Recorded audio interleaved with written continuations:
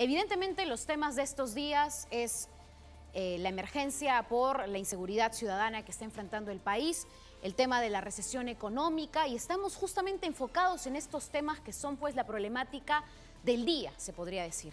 Pero hay una problemática que nos enlaza año tras año y que siempre vamos a hablar en el mes de marzo, febrero, marzo, justo cuando los niños regresan a las escuelas. Y nuevamente enfocamos en un tema que deberíamos estar hablando siempre, porque la educación es el pilar de nuestra sociedad. Muchos dicen, si tuviéramos una educación fuerte, sostenible, no tendríamos el índice de criminalidad que tenemos hoy en el país, el índice de informalidad quizás. Entonces, justamente vamos a ver al respecto con el exministro de Educación, Jaime Saavedra, quien ha escrito justamente un libro que nos va a presentar hoy, que es Estamos tarde. Que ya lo ha presentado hace unas semanas. Él es director de Desarrollo para América Latina del Banco Mundial. Estamos tarde, una memoria para recobrar la educación en el Perú, pero también lo va a presentar en el AI Festival que se va a desarrollar en las próximas semanas. Muy buenas noches, exministro Saavedra. Es un gusto y un placer conversar con usted. ¿Qué es para usted hoy día que he estado revisando el libro? La obsesión con la educación, que es su frase favorita además a lo largo de varias páginas del libro. Muy buenas noches y bienvenidos siempre a Latina. Muy buenas noches, Katia. Gusto de estar con ustedes. ¿Qué es la obsesión? La obsesión con la educación, que es una frase que ha repetido además a lo largo de varias páginas. Sí, yo creo que como sociedad en realidad se necesita una obsesión por tener un compromiso de todos con la educación. Como ya mencionaba Karen hace un momento, ¿no? Lo que define la estabilidad, lo que define el crecimiento, el desarrollo de las sociedades es el capital humano de la gente. Y el capital humano de la gente depende de cómo invertimos en nuestros niños y nuestros estudiantes y en nuestros jóvenes. Entonces, en realidad es absolutamente central un compromiso de todos los actores políticos, ¿no?, por tener una educación de la mejor calidad política posible. Y eso pasa por asegurar que todos los agentes toman sus decisiones en función del bienestar de los jóvenes, de los niños, de los estudiantes. El Congreso, el Ejecutivo, los sindicatos, los partidos políticos, todos los que están involucrados en tomar decisiones en educación, tienen que tomarlas en función única y exclusivamente del bienestar, del beneficio y la educación de los niños y de los jóvenes. Nos gustaría que por favor nos relatara ese momento que ha permitido que su libro tenga el nombre Estamos tarde. Para mí fue bastante conmovedor leerlo y supongo que para usted vivirlo, escucharlo directamente habrá sido más, y eso es importante compartirlo justamente con nuestra audiencia, por favor. Gracias Karen por la pregunta, y gracias por haber leído el libro. Mira, eso viene justamente ya no solo del tema de la obsesión, sino del sentido de urgencia, de la necesidad de avanzar hoy día y el sentir que en la medida que nosotros estamos pensando en cuáles son las mejores políticas, hoy día en este momento hay un niño que está en un salón y que requiere la mejor educación posible. Y justamente eso lo viví, como tú sugieres, visitando los colegios de jornada escolar completa, de los cuales se avanzó mucho. Se empezaron en el año 2015 con 1000 colegios en los cuales la secundaria se quería que fuera de tiempo completo, que los chicos estuvieran hasta las 2, 3 de la tarde estudiando como queremos para todos los chicos. Yo visité muchísimo esos colegios y en todos los colegios yo les preguntaba a los chicos, bueno, ¿qué les parece, no? Estar más horas en la escuela. Sí, era un mejor modelo, los profesores tenían más capacitación, habían clases de inglés, había salón de cómputo, pero bueno, había que estar más horas en la escuela, pensando que algún chico diría, bueno, ¿quién quiere estar más horas en la escuela, no? Pero siempre la respuesta había sido muy positiva. Todos los chicos, los padres de familia, los profesores, estaban contentos con ese modelo de más horas en el salón y en el colegio. Pero un chico levantó la mano, y recuerdo fue en Chulucanas, en Piura, y me dijo, esto está muy bien, pero eso está muy bien para los chicos de que están en primero y secundaria. Yo estoy en quinto de secundaria, yo ya me voy. Para mí llegaron muy tarde. Esto fue lo que ese chico me dijo. Y yo no tenía respuesta para ese chico. Porque realmente para ese chico llegamos tarde porque sus años de adolescencia, esos 5 años de educación, ya habían pasado, ¿no? Y es muy difícil devolvérselos. Y justamente eso, digamos, esa anécdota nos muestra que hoy día, mientras estamos pensando cuál es la mejor decisión tomar, hoy día, en este momento, hay un chico en la secundaria, hay un chico en la primaria, en un jardín, en un nido, que requieren que nosotros les demos la mejor educación posible.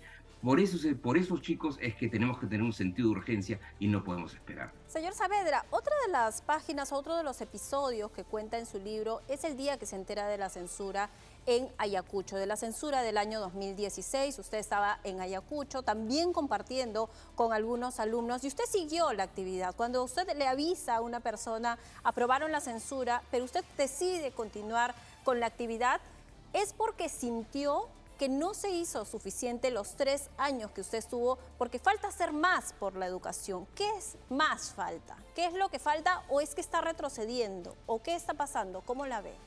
Yo creo que la razón de esa reacción de, bueno, nosotros tenemos que seguir adelante. En Lima pueden estar hablando el Congreso de una censura, pueden haber temas políticos en Lima, pero al padre de familia y al joven, al estudiante, al profesor en Ayacucho, le importaba su colegio. No le importan esos líos políticos, a ellos les importaba su colegio y por ello teníamos que seguir lo que estábamos trabajando en ese momento. Y la sensación que teníamos nosotros y que tenía todo el equipo era que yo creo que sí, se había logrado avanzar.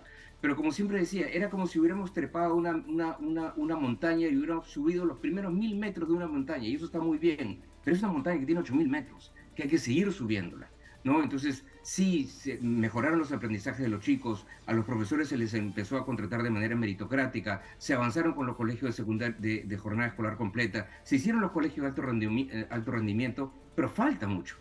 Falta, porque no están todos los colegios secundarios en jornada completa. ¿Más chicos están aprendiendo? Sí, más chicos están aprendiendo, pero falta mucho todavía. Todos los niños tienen que aprender. No basta con que en ese momento creo que se mejoró y se pasó del 30% de chicos que completaban la primaria con los niveles de aprendizaje requeridos al 50%. Es un aumento muy bueno, pero el 50% no es suficiente. Tienen que ser todos.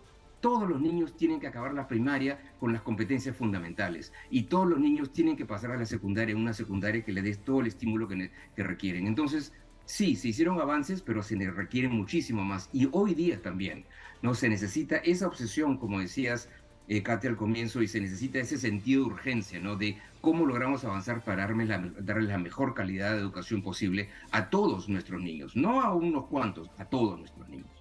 En un momento usted hace una reflexión, un comparativo de un vehículo en 4 ruedas y que la educación pues tiene que andar con 4 pilares, pues si no ese carro no avanza. Y es una fórmula que reafirma que hoy, 2023, se tiene que dar y recordarle en todo caso al público para que también se involucre y se dé cuenta que la educación es una reforma total, que no pasa solamente con arreglar una pared o una columna en un colegio, ¿no? Exactamente. Es cierto que es difícil, las reformas en la educación son complejas porque hay que avanzar en varias áreas simultáneamente, pero tampoco es imposible. Nosotros decíamos, como tú sugieres, eran 4 pilares, como 4 ruedas de un carro. Había que avanzar en mejorar la carrera del maestro, eso es absolutamente fundamental. Había que mejorar la infraestructura, había que mejorar los aprendizajes de los chicos, las cosas que pasan dentro del aula, y había que mejorar también la gerencia de la escuela y la gerencia del sistema en su conjunto. ¿Eso es fácil? No, eso es complicado, hay que reconocerlo. Son reformas complicadas porque además no estamos hablando de una escuela, estamos hablando de mejorar las 60.000 escuelas que hay en el Perú. Pero también es cierto que no es física nuclear. No es algo que es imposible, no es algo que los países no hayan hecho, es algo que sí es factible. Es complicado como política pública, pero sí es factible avanzar, si se avanzan de manera sostenida y simultáneamente en esos 4 pilares. Señor Saavedra, a la luz del tiempo, a la luz de los años, desde ya su vista al exterior, ¿cómo está viendo el desarrollo educativo actualmente en nuestro país? ¿Qué está sucediendo con el desarrollo educativo? Recordemos la modificación de los miembros del directorio de SUNEDU, por ejemplo, que para muchos es un retroceso para la evaluación de las universidades, la ley de carrera pública magisterial, la incorporación de docentes que no pasaron las pruebas de la carrera magisterial.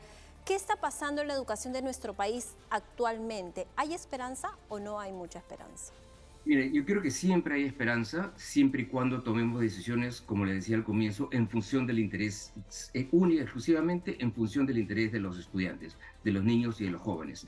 Por eso es que es tan importante mantener una carrera meritocrática, una carrera docente meritocrática, en la cual nos aseguramos que son los mejores. no quienes están en el salón. ¿Y por qué nos importa que sean los mejores los que están en un salón, los mejores maestros, los mejores profesionales? Porque esas personas están frente a un grupo de niños, ¿no? Cuando decimos, bueno, pero hay que darles oportunidad a estos profesores que no pasaron una prueba, el problema es que ese profesor está frente a un grupo de 30 o 40 niños.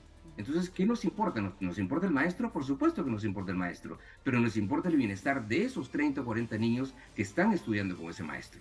Entonces, por eso es que las decisiones tienen que ser en función al interés de los jóvenes. Y lo mismo en las universidades. En las universidades, en verdad, la ley universitaria es una ley, digamos que es un comienzo, porque lo único que está haciendo ha estado estableciendo pisos mínimos. No ha estado todavía buscando la excelencia, ha estado diciendo, asegurémonos niveles mínimos para las universidades y que no hayan universidades que estén debajo de eso. Yo creo que en eso es absolutamente central que hay que seguir avanzando, porque si no es como si estuviéramos estafando a los jóvenes, ¿no? Y haciéndoles perder dinero en algunos casos, y lo más importante, hacerles perder tiempo, ¿no? Porque son años que van a estar en una universidad de mala calidad y son años que nadie le va a poder devolver. Entonces, ¿son desfavorables las decisiones que ha tomado el Congreso en los últimos meses? Bueno, las decisiones que vayan en contra de una carrera meritocrática siempre van a ser decisiones que van a estar en contra de los jóvenes, ¿no? O de los niños, de los estudiantes. Entonces, siempre hay que seguir haciendo reformas en las cuales busquemos la excelencia de la carrera docente. Eso es absolutamente central. En la medida que no se tome eso, bueno, son decisiones que pueda que beneficien a algún maestro, pero no están beneficiando a los niños y a los jóvenes. Justamente hablando del contexto de los universitarios, ¿no? De aquellos que quizás llegan a una universidad que no les da todas las capacidades o la currícula no es la apropiada para enfrentar este mercado laboral que es tan exigente en estos tiempos. A mí me gustaría saber qué pasa con el otro grupo de estudiantes que egresan, salen del colegio y deciden no estudiar. Y justamente las cifras las daba el ministro de Trabajo. Alrededor de 460.000 jóvenes terminan el colegio cada año. Solo el 25% accede a educación superior o técnica. Estamos hablando de que el 75% de estos jóvenes que terminan el colegio no estudian nada. Ingresan al mercado laboral directamente, a la informalidad o quizás, lamentablemente en otros aspectos, la criminalidad. Que se ha hablado mucho este símil de que si no reforzamos la educación, la criminalidad continuará siendo un problema latente en nuestra sociedad. ¿Qué análisis podríamos dar bajo estas cifras que son realmente preocupantes?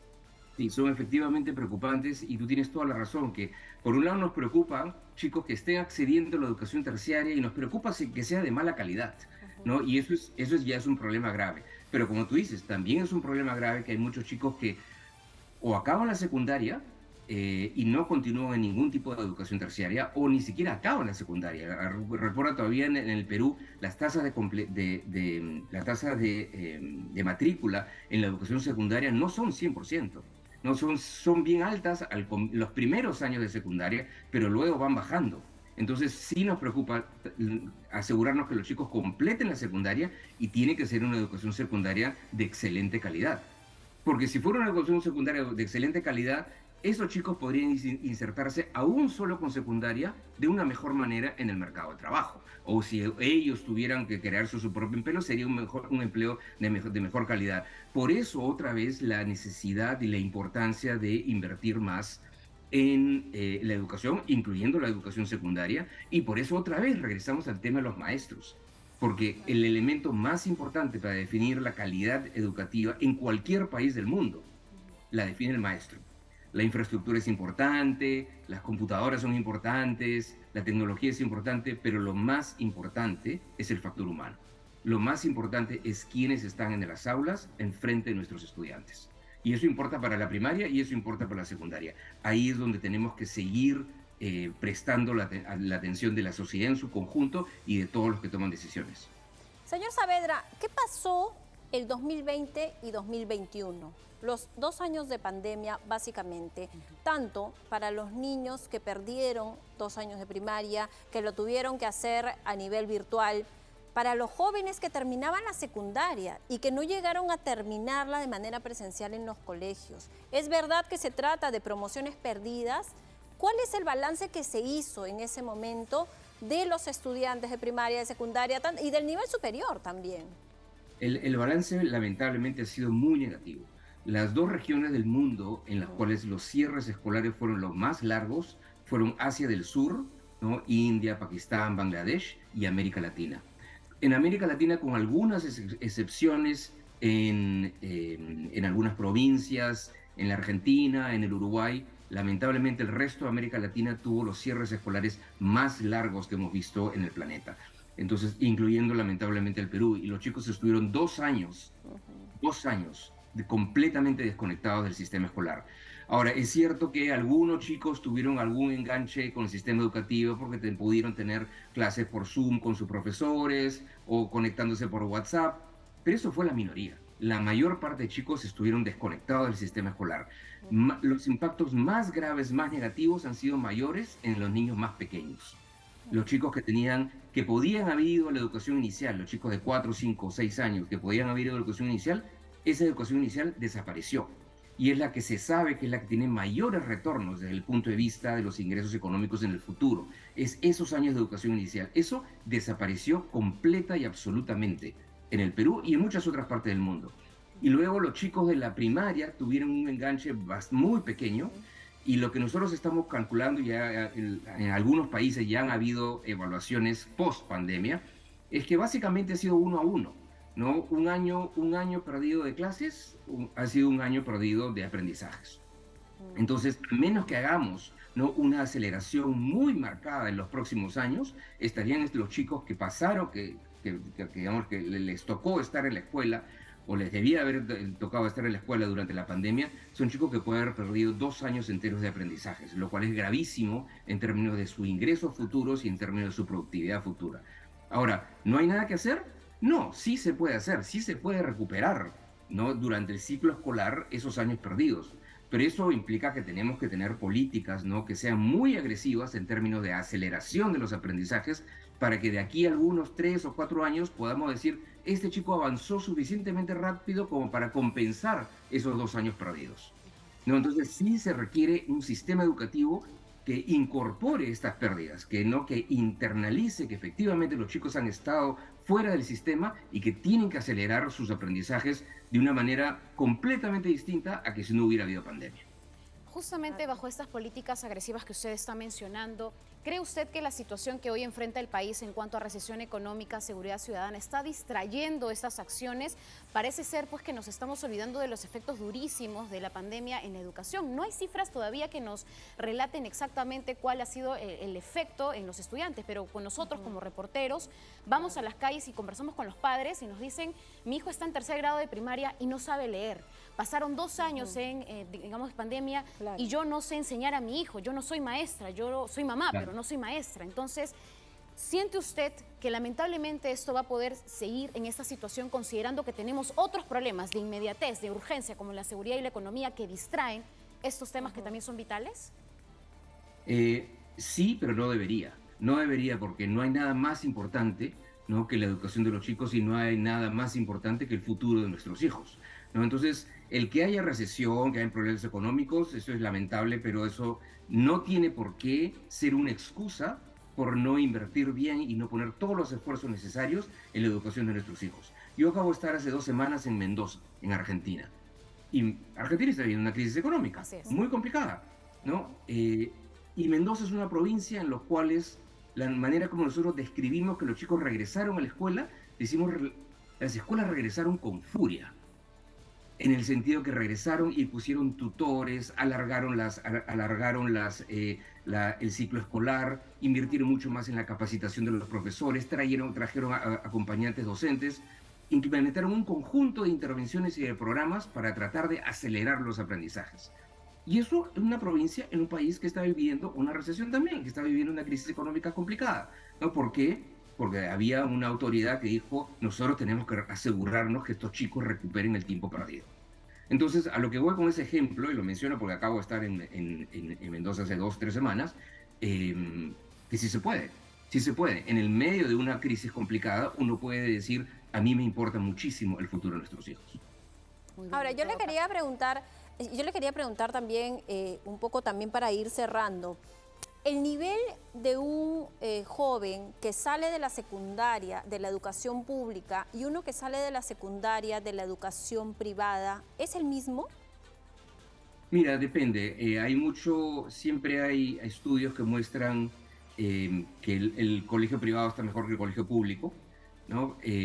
Pero esos resultados en verdad dependen mucho del estrato económico de donde ha venido el chico. Lo que importa del colegio es cuál es el valor agregado del colegio. ¿Cuánto es que el colegio contribuye a mejorar la situación del chico? Y es en ese sentido en cual vemos que hay una dispersión muy grande. Hay colegios privados excelentes y hay colegios privados de mala calidad. Y hay colegios públicos excelentes y hay colegios públicos de mala calidad. Entonces hay una dispersión, muy grande. Sí es cierto que hay colegios excelentes de élite, que son colegios privados, que son muy caros también y que son de muy buena calidad. Pero yo no diría que siempre todo lo público va a ser mejor o de menor calidad que lo privado. No, hay una dispersión muy grande en ambos espacios, ¿no? Y a nivel internacional, un chico que estudia o que tiene educación superior en el Perú, ¿está al mismo nivel competitivo de un chico que estudia a nivel superior en Chile, en Brasil, a nivel de Latinoamérica? ¿Están en las mismas condiciones? Mira, el Perú ha mejorado bastante. Nosotros, el Perú ahorita, si bien no estamos en donde debemos estar, obviamente, pero sí es un país que en términos de crecimiento y mejora sus aprendizajes, para empezar, antes de responder a tu pregunta por la educación superior, en la prueba PISA, sí es cierto que el Perú ha mejorado de manera importante y está en este momento a los mismos niveles de Brasil, Colombia, Argentina. Todavía está por debajo de Chile y de Uruguay, por ejemplo, ¿no? Pero ha mejorado. Antes estaba por debajo de esos países, ahora está más o menos al mismo nivel de esos países. Ha aumentado más rápido. En términos de universidades, la tasa de ingreso a universidades de los chicos sí son similares, comparables a los de otros países, pero lamentablemente el Perú tiene pocas universidades en el top del ranking de América Latina. Hay 2 o 3 universidades peruanas que están en el ranking. En otros países como Chile, Brasil, Uruguay, México, tenemos más universidades que están en posiciones expectantes. Entonces, en ese sentido, si bien en el Perú hay muy buenas universidades, son muy pocas las que son muy buenas, ¿no? Y tenemos que seguir mejorando la calidad de manera dramática. Muy bien, nos queda clarísimo de que no hay excusas para dar políticas agresivas o con furia, como quizás lo hacen en otras regiones del país. Y bueno, por favor, para que el público pueda conocer, acceder a su libro, Estamos tarde, haga una presentación y justamente que va a estar en un festival pronto, ¿no? En el Live Festival, ¿no? En el Live Festival y iForum de Moquegua, ¿no? En Moquegua y luego en Arequipa, en comienzo de noviembre. En Moquegua y Arequipa. Muy bien, Jaime Saavedra, ex ministro de Educación y director del Desarrollo Humano para América Latina y el Caribe del Banco Mundial. Antes, además, ha liderado la práctica global de educación de la institución entre el 2013 y 2016. Como todos sabemos, se desempeñó como ministro de Educación en 2 gobiernos consecutivos, además en nuestro país. Muchísimas gracias por haber estado esta noche con nosotros. Ha sido un lujo para nosotros tenerlo esta noche. Gracias. Buenas noches. Muchas gracias, Katia. Muchas gracias, Karen. Bueno, ahí está. Buenas noches. Imagínate, qué bueno tener algunas reflexiones, experiencia de qué está sucediendo en otros países, aquí vecinos nada más, para entender que no hay excusas para dejar de debatir y de hablar de la educación en nuestro país. Y yo siempre veo que este debate se va en marzo, ¿no? Cuando vemos cuántos colegios están sin agua potable, cuáles son las condiciones. Pero ¿sabes, Cari? Este año ha sido un debate todo el año, porque se han bajado la ley universitaria en el Congreso, porque han aprobado leyes para el nombramiento automático de los docentes, para que no hagan los exámenes de carrera pública magisterial también. Entonces, todo el año hemos tenido un debate de cómo está retrocediendo la educación. Ese es el punto, ese es el punto. Es decir, el debate no ha sido para mejora en pro de los niños, de la educación, sino se ve esto un tema más sindicalista, más, ¿no? Pensando, y que hay que decirlo, lo decía el exministro, también pensar en los profesores, en que estén bien pagados, que tengan capacitación, que estén contentos en el ambiente en el que están trabajando, pero hay que ser justos. La educación justamente se imparte por muchos motivos, pero el profesor es el pilar. Y si no hay buenos maestros en las aulas, es muy difícil que podamos tener una educación pues destacable en nuestro país, claro, ¿no? Si no hay maestros preparados también, ¿no? Sí, es una gran responsabilidad educar. Ajá.